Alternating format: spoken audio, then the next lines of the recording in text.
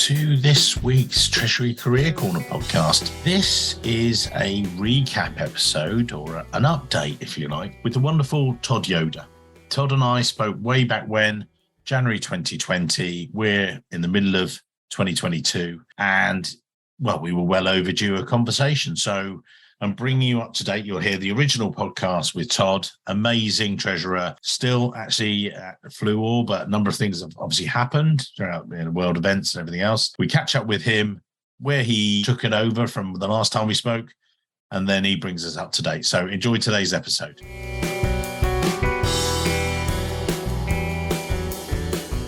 In this week's show, delighted to be joined by Todd Yoder, Director of Global Corporate Treasury at Fluor Corporation.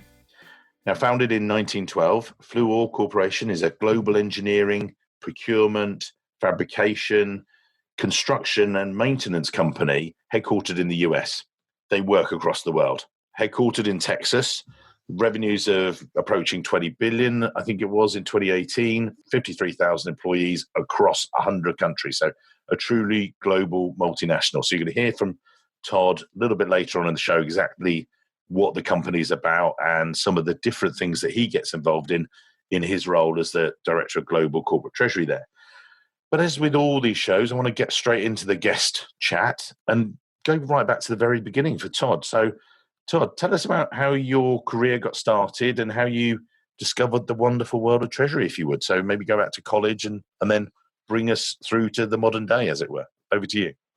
Mike, thank you for reaching out and inviting me to participate in your podcast. Pleasure. I'm a fan of the podcast, and so very honored to be a part of it. This is a great opportunity, I think, as a treasurer in this stage of my career to do some reflection. So this has been a good exercise for me. So I started out as a kid growing up. My dad owned a construction company, and so I grew up as a kid on the construction site, and my dad being an entrepreneur, I got an education from a very young age about running your own business and how that works and some of the challenges that come along with it. So that's kind of really the start of my business entrepreneurial education. Did go to university right after high school, but I was able to find a part-time job as an accounts payable clerk. It was for a privately held chain of high-end retail jewelry stores.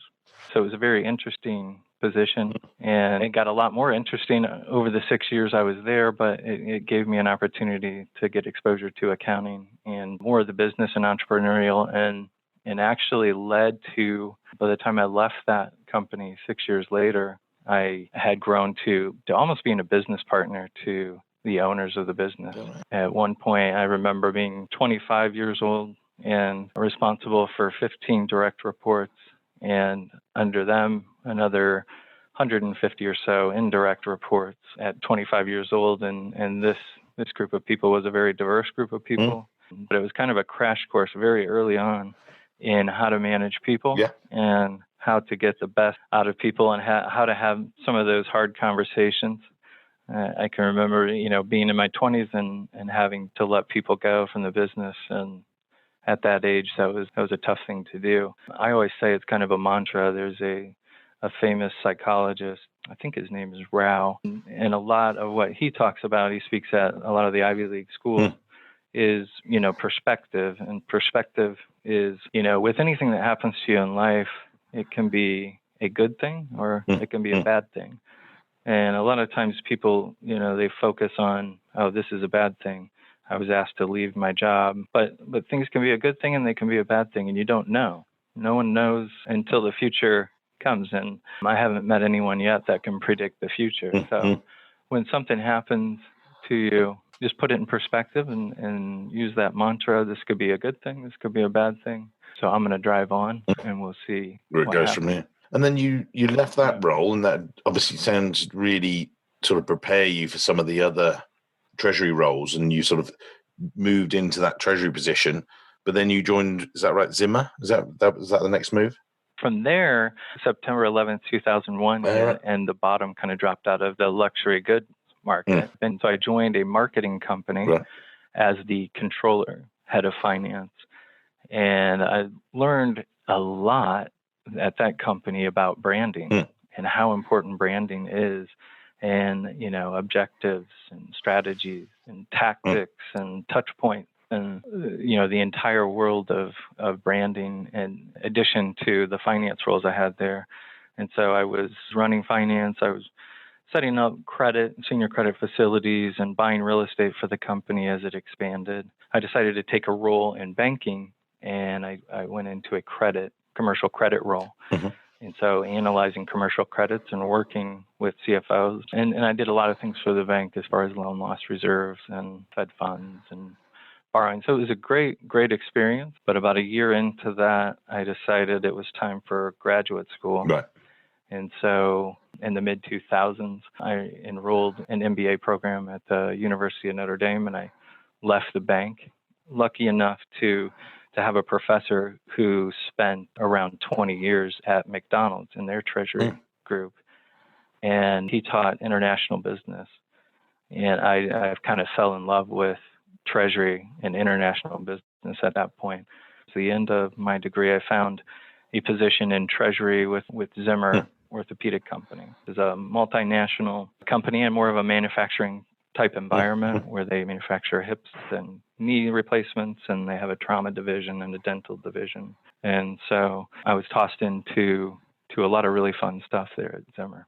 And then with that role, it was obviously very international treasury, if you like, looking at some of your previous stuff, you'd touched on cash management, liquidity and everything else, but that was a more formalized treasury position as such. We'll talk later on again in the show about your thirst for knowledge and everything else, but you did that role, you moved through it, and then you took the next role at WellPoint. But what did Zimmer give you, if you like, in treasury terms, that's in your back pocket, as it were? My first week at Zimmer, they asked me hey, we want to buy a jet. It's $23 million. And we want to know if we should buy this or we should lease it. Financing implications and consequences. There's tax to consider. And what are those impacts?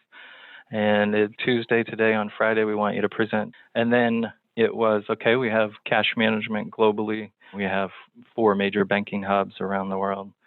And we want you to run cash management. We want you to run short-term investments. And we have a $2 to $3 billion at any given time FX hedging portfolio. And we want you to run that as well. The hedge accounting, the impacts, and, being a manufacturing type environment, they're looking at year-over-year impacts from foreign currency, and then they're looking at plan versus actual impacts. That's a big focus. And then, so how are we performing, and do we want to use vanilla forward contracts, or do we want to use options? What are the pros and cons of that? And back in those days, it was call up 3 different banks and trade off the spot, and then move and trade into the forward curve. It wasn't a nice digital platform with a lot of auto pricers on the other side, and it was a different environment back then. And then you did 3 years there, but moved on to join what was Anthem. So you, again, health industry, orthopedics and healthcare and things, but actually you joined a healthcare benefits company. Maybe talk about, if you would, just how that was different or similar. Obviously some maybe crossovers, but in treasury terms, pretty different drivers for the business. Would that be right? Absolutely. It's all about net interest income in the insurance business. It was one of the largest insurance companies in the world with about $70 billion in revenue, $14 billion in cash while I was there. And we had $10 million with external managers and $4 billion internally. And then a debt portfolio of around $9 to $10 billion. Good opportunity to come in. And I did a lot of hedging, pre-hedging on debt issuance.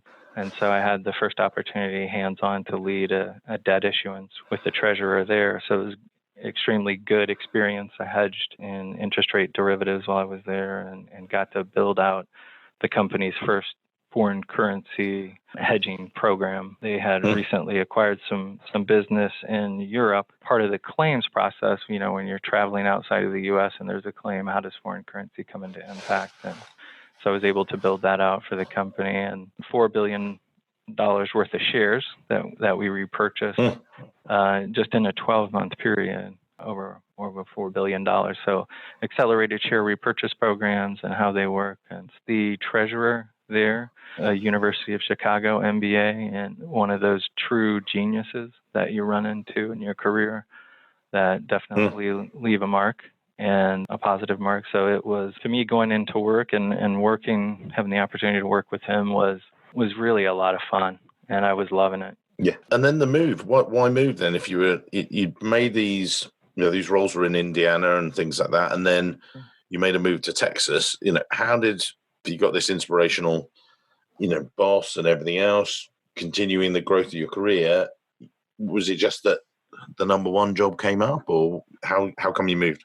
It was one of those things where you get the call from the recruiter, and I usually will take those calls because I think it's an opportunity to learn. So they asked me if I would have a call with the treasurer of Fluor Corporation. And surprisingly, by the end of the conversation, she was so impressive that I agreed to fly down to Texas, to just outside of Dallas here, where we're headquartered, and meet with her and some other people from the company that she wanted me to meet as well. Sorry, as a tip for people, when you say it sounds like she hooked you, you've been baited a little bit, and they said, what was it about that conversation? Again, this is to give tips to the listening audience. What was it there that just grabbed your interest and said, right, I'm getting on the plane? What happened? It was just her knowledge of Treasury, and she described to me where she was at and where she was taking the Treasury organization, and where and really what she needed to build out. We had the discussion about how, in your procurement, in your supply chain, people push currency risk.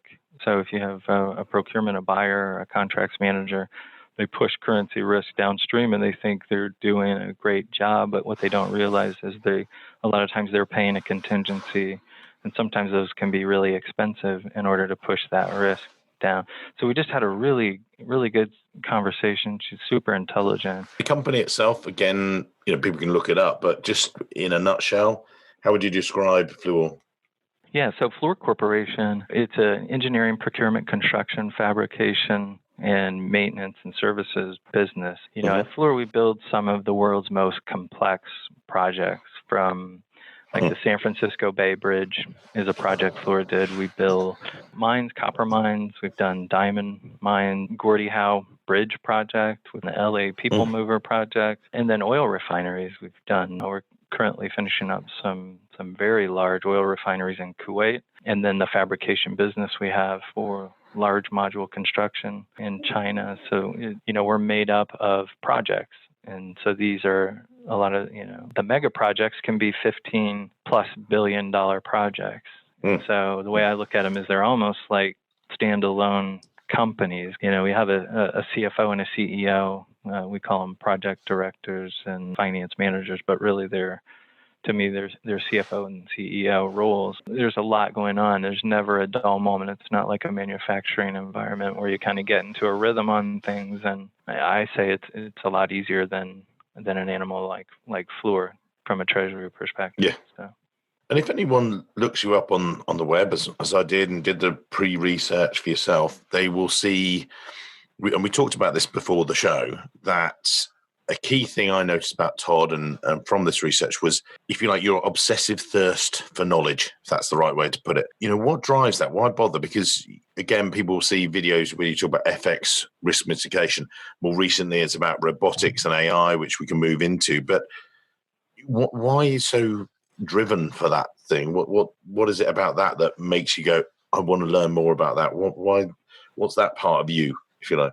But I think that's just, everyone's wired differently. And for some reason, I'm wired to have an insatiable thirst for knowledge and understanding on topics that I'm interested in. So if I have interest in a certain area, I can't stop until I feel like I have a very good understanding of how it works and behind the curtain and what's really going on. And so when you were growing up, when you went on the building site and your dad making your shift bricks and things like that, were you taking apart radios and things like that? Or, was that something, looking at how does this work? Or yeah, you must have done some really good research. And my mother loves to tell the story. One year I got a BB gun for my birthday, and I was really fascinated by this BB gun, so I wanted to find out how it worked. So I took it apart piece by piece, took it apart to see how it worked. And then she realized that no one in the family knew how to put it back together again. So, but to me, I figured out how it worked at the end of the day. So I was happy, Then later on, I did the same thing with a telephone back when we used to have the telephones and they dialed. So I had to take analog ones and stuff. Yeah. So as and now you do the same in adulthood with Treasury. You're taking it to bits and you're saying, well, look, can we now streamline this? And again, this is one of the other things that, again, if people look at your background, they might say, oh, is he, more an IT systems-driven type treasurer? And I don't think you are, again, from our discussions, but it was more the use of it more in a practical sense than that. But again, we talked about the fact that you want to use IT, you want to use automation to make your job as a treasurer more interesting. Would that be the right way to describe it, would you say? With robotic process automation and APIs, artificial intelligence, which is a very general term, and it means a lot of things to a lot of different people. But, one of the things I was very interested in is Jeff Bezos and how, I think it was around 10 years ago or more, when he came out and basically said, if you're a business division and you're creating data and you're not creating an API with your function and your data so that it can be accessed easily and efficiently and streamlined by other parts of the business, you no longer have a job. So, wow. and so that has turned out pretty well for him. He's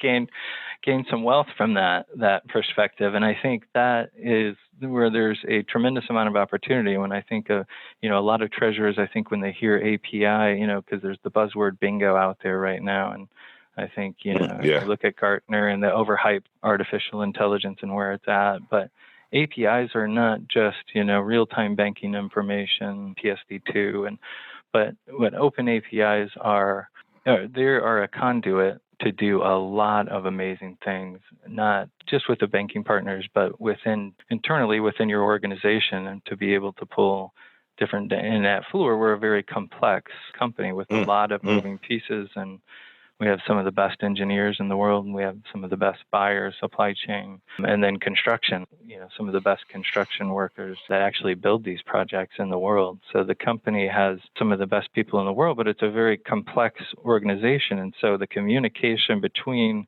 all of these different moving pieces is critical. And so I think there is a lot of opportunity, and Treasury, tends to be involved with the fintechs and the innovation and technology that's out there. And so sometimes we are the ones that kind of bring ideas into the organization. And looking at that sort of future drive and different things, is that the big push? Do you see that treasurers, again, sometimes when I talk to treasurers, we sort of look at the interface between yourself and the CFO, and you're being used a lot of the time as the point man for the CFO, so that there's all these different technologies, there's all these different initiatives coming to us as a company. Can you lead out in the front and filter this for me? Is that what you're finding your role is similar to in some ways? I think my role here at Fluor, and I've taken on a lot of that. So I'm involved with, we have a blockchain steering committee that we formed a couple of years ago. We have a smart infrastructure steering committee, and then we have innovation and transformation programs. But I think my role, because when I came into Fluor, my objective was to learn the business, because in order to be effective in the treasury role, I think, you have to have a servant's heart, but you have to lead without fear and live without regret. But I went out and built relationships with different business functions across the world and in different countries, and did a lot of listening and a lot less talking to learn, what are the challenges that they're facing? What are some potential opportunities for the organization to make those improvements and utilize technology to do that? So, Todd, moving on as we approach the end of today's show, if you like, what we will do is we'll put the link to your LinkedIn profile in the show notes. So if it's worthwhile connecting with Todd and he feels it's good to have you in his network, feel free. But you look back over your career and people can see that on LinkedIn, for instance.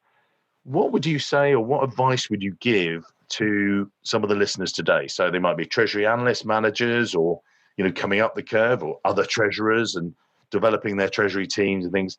But just looking back at you and your career, what are the fundamentals for you and the advice you'd give to other treasury professionals to, have a similar background to you, would you say? Yeah, I would say be humble. Humility, I think, is extremely important. There's always so much that you can learn, and it really doesn't matter what stage of your career that you're in. If you have the right approach and the right attitude and you're humble and you have some humility, you can always learn. And so learning, to me, especially when it's new technologies and stuff that you're not akin to, it's just a great opportunity. The other one would be lead without fear.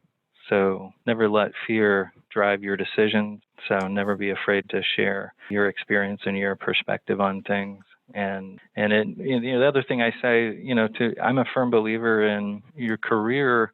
People don't make your career for you. You make your career. I think that was early in my career. I thought you go in and you work really, really hard. You work harder than everyone else and you do really good work. And then your career gets managed by your supervisors. And that's not the reality. Once I grasped and understood that you make your own career, those supervisors and those business leaders, they don't have the time to make your career for you and show you the next steps. So you have to take that initiative to think, this is what I do, this is my job. How can I bring value to the business? What can I do that is creative, that is using my skills, my education, my experience, my perspective to bring value to the business, and then run with it and show those supervisors and leaders that you can take that initiative and you make your own career. You're Wayne Gretzky or one of them, that said, you miss every shot that you don't take. So don't be afraid to take the shot. What a wrap up. Amazing. That was great advice there from Todd Yoder. As I say, we'll put his details in the show notes. Great. Thank you for today's show, Todd. I really enjoyed it. As we said just slightly earlier on as well, we will be doing some further sort of special edition shows as well, because each and every week we talk to treasurers like Todd about their careers, and that's fantastic. And that's what people want and they come to expect. And we said it's like coming to a cookery show, and that's what we show you how to cook, or we show you how a treasurer got to where they are, but you don't want to turn it on and it'll be about wine or about beer. What we want to do is keep it the focus on careers, but we're going to do some other special edition shows. Todd's kindly agreed to be one of the guests on that, and we might ask questions about IT, about different developments in treasury and things. So guys out there, keep listening. But again, Todd, amazing to talk to you today. Thanks for your time. I'm sure there'll be a flood of LinkedIn requests to connect with you. So good luck with that. And it's just been a pleasure. Thank you, sir. Thanks for your time. All right. Thank you, Mike. It's been an honor to participate in your podcast. I'm a big fan. And so looking forward to a future conversation with you. Thank you, sir. Many thanks.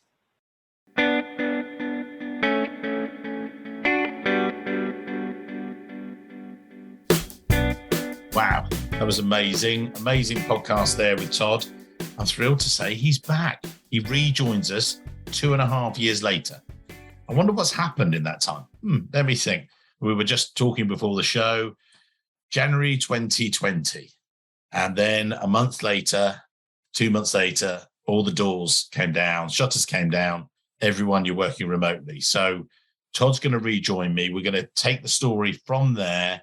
He's done lots of other things since then, got involved in lots of other areas, was exactly the way it was. I know you guys heard on the show earlier about taking apart radios. He stopped doing that. It's fine because his dad won't let him anymore. But other than that, Todd, if you would, as always, it's your show. Maybe if you would bring us up to date, and then I'll chip in with some interfering questions. Over to you, sir. Thank you, Mike. It is wonderful to be back, and looking forward to being back in 3D instead of 2D, but I'll settle for 2D for now until we get to Euro Finance in Vienna and get to AFP. Well, bring me up to date. So with your role, as you transitioned into, you embrace technology, and that's, a key facet of you. And we talked about that in the show earlier. But how did that help you guys? And what was the technical impact, personal impact for you and the team? And then bring us out of pandemic, if you like. Walk us through that, if you would. The pandemic, there was a lot of tragedy, a lot of hard times. It impacted, I think, everyone a little different. across the world in different places, in different regions, in different family situations. And, my heart really goes out to a lot of those folks that were impacted negatively. I think when we left off, Mike, I was just launching a treasury automation project. You were. And you'd been on stage previously about it, and you were showing some of the audience members how to get involved in that. And that was, obviously at that time, it was sort of everyone getting used to that idea. Then you've taken it on, and you've also I know you've had awards, so congrats and various other bits, but, how have you taken it on then? Talk us through. So that project was, FX risk management focused. It was a very collaborative effort. So I had strong support from Fluor's world-class IT group. We have a strong treasury team. And I had Enrique Calderon, actually from Fluor Treasury, who's since retired, but he is a powerhouse. Actually, he'd be a good podcast guest for you. And in Bloomberg, I had Mark Lewis and Jack Sal and some others. So we had the A team from Bloomberg that was involved. So it was a very collaborative effort. And what we did is created the Treasury Data Warehouse, the TDW, we call it. Mm-hmm. And very different from a data swamp, right, with a bunch of useless, unclean data. And this was a lean, mean, efficient data lake. There's no swamp about it. But what we did, just high level, is utilize Bloomberg technology, the APIs, to pull in real-time spot and forward curves, pull in volatility, correlations, and look at liquidity, some liquidity metrics to connect the Treasury Data Warehouse to real-time data from the ERP. So analytics, an example is like, the hedging efficient frontier, where to hedge, how much to hedge, and if you want a delta hedge or if you want to hedge full on exposures, how to hedge very low liquidity and not much of a forward market. It's a great tool. We use Power BI on the back end for really strong data visualization. Me, I'm very key on actionable reporting. If it isn't real time, then it isn't right. And if it isn't actionable reporting, then why waste your time? Then in January of 2021, I got a call from Fluor's chairman of the board, and he wanted to have a conversation. So sat down with him, and great conversation. He's a great person, great business leader. Decided to work with our NewScale team. So NewScale is a business that Fluor bought back when I started with Fluor, so somewhere around 11 years ago. Over that time, Fluor's invested hundreds of millions of dollars in the business, developing the world's first small modular reactor. Actually is the first to ever receive approval from the NRC, so the Nuclear Regulatory Commission approved NewScale's technology. They're designed for a small modular reactor. Over 2021, we raised $190 million of private capital. In 2022, we raised $110 million investment in equity in NewScale from JBIC, which is the Japan Bank for International Cooperation, which is, I think, a first of a kind for them to invest in a U.S. public company. Then we went on earlier this year, to complete a de-SPAC transaction, which we could have an entire podcast on de-SPACs and SPACs. So we took NewScale public through that merger transaction. One of the SPAC deals of 2022 with the lowest redemption rate, which just means, how many of the investors in the SPAC part of it redeem their shares for $10 versus continue on with their investment into the new publicly traded companies. One of the lowest redemptions rates in 2022, the SPAC brought another $150 million, and then we raised a PIPE of another $235 million for NewScale. And NewScale is just a powerful company. They're an amazing business with great leadership, strong company, tons of PhDs, a lot of great nuclear engineers, and they're well on their way. So May 19th, actually, of this year, so just a little over 1 month ago, we were in New York on the New York Stock Exchange for the ringing of the bell ceremony. So we had a great celebration NewScale is now a public company trading on the New York Stock Exchange under the symbol SMR for small modular reactor. It's a great experience and not your typical treasury, right? So yeah. It was a lot of fun to, I think, just my reputation that I've built over the years, like we've talked about before, is, always stretch and always look for opportunities to add value to the business. Don't be afraid of anything. Lead without fear and live without regret. And so I think all of that kind of culminated into me being asked to join the team. One thing we didn't touch on, and I know we did touch on the first episode, but a bit more on the people side of things. So I know you're big on that as well. What was that like? I was just, scribbling some notes there.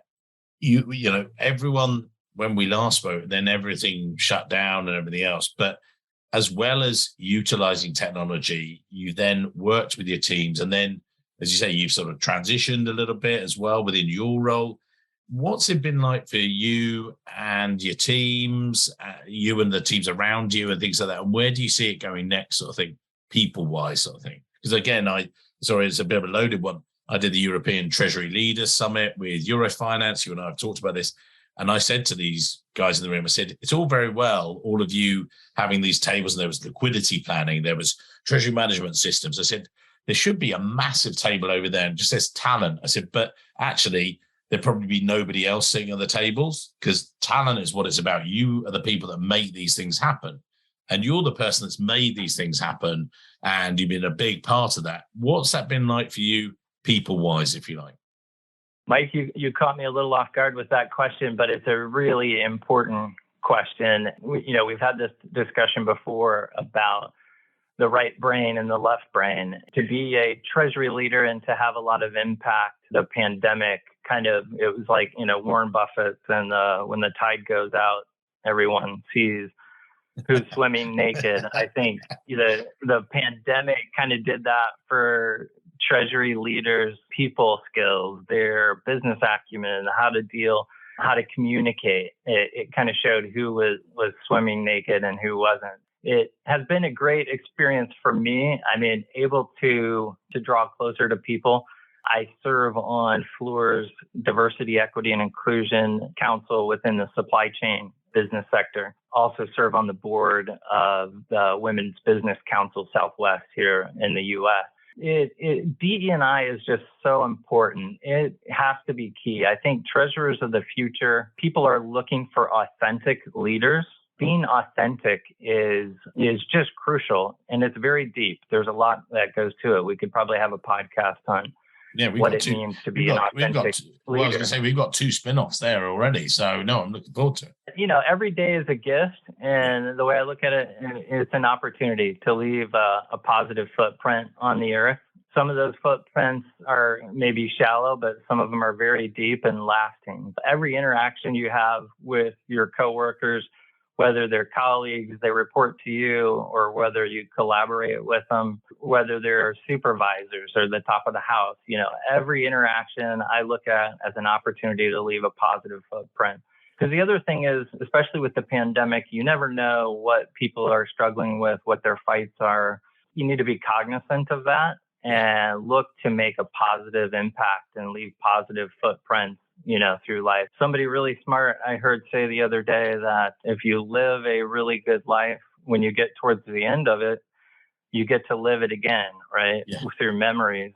And you don't want to be one of those people that go through life, throwing punches, because you'll end up at the end of it a pretty beaten up person, right? Yeah. It seems pretty basic, kind of common sense, but you can't just say it. You got to live it. You want to end up with a life well spent.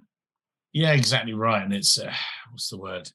That's what it's taught us as well. You and I have talked about it in the past, that's one of the things that pandemic, we've moved past it, and it's how you then move forward, look at the future. And that's one of the key things I certainly think about it as well.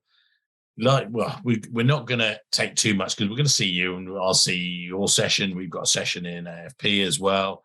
We could do, and we will do more. We have got more feature podcasts coming up. We've got a series coming up in later on this year in September, which will release to people about, but I'm then also going to follow some more feature episodes, because this podcast has just grown and grown with the support of amazing people like you. So Thank you for being on episode 82. This will probably be episode 220 odd or 215. Wow. Mental. I thought we'd do 10. I thought we'd 10, maybe 50. But everyone's stories are just what I live for. So I really appreciate your time, sir. We'll put your LinkedIn details in the show notes. Just reflecting on it and final takeaways for people. You gave some other bits, and there was in there about humility, which I loved. And just listening back to it, I said this to another guest, to Joel Campbell, and I said, God, we were good, Like, we were really good. It was like, we gave a great podcast. We gave some great free value for these guys. So again, for the people, walking away, they've got double value. They'd had the previous podcast. They've got you 2.5 years later. What takeaways are you going to give them from your sort of back pocket, if you like? Back to you. Success is not owned. Success is rented, and the rent is due every day. Woo-hoo. Boom. Drop the mic. Drop me. Leave me on the stage. That's it. Yoda exits the room. That's just, earned every day and given every day. I love that. Well, no. With those final words, that's it. I'm done. Yeah. Thank you, Todd. Listen to this guy. Come see him in Eurofinance. See him at AFP. Obviously, if my session's up against them at AFP, come to mine. It's all me. Yeah, it's all about me. There won't be. We'll make sure we won't, and hopefully we'll share it. It'd be great. It'd be great to see you, Todd. You're amazing. Success every day. So say that last word. Say those last words again, if you would. Success is not owned. It's not something we own. Success is rented, and the rent is due every day. Hello, it's Mike here again. I hope you enjoyed this week's show. If you did, then maybe you want to follow the show or subscribe, depending on where you listen, whether that's iTunes, Spotify, or another great place to listen to the show from. It's totally free and means that you'll be the first to see each and every week when we release a new show. And maybe whilst you're there, you could even leave a quick review. Reviews and ratings are among the most important metrics for a podcast to effectively rank. And as you can probably appreciate, the podcast is a lot of hard work to produce every week. It'd be amazing. Just take, say, 20 seconds, leave a quick review of my amazing guests and their great career stories. We'd really appreciate it. Thanks very much, and I can't wait to see you soon.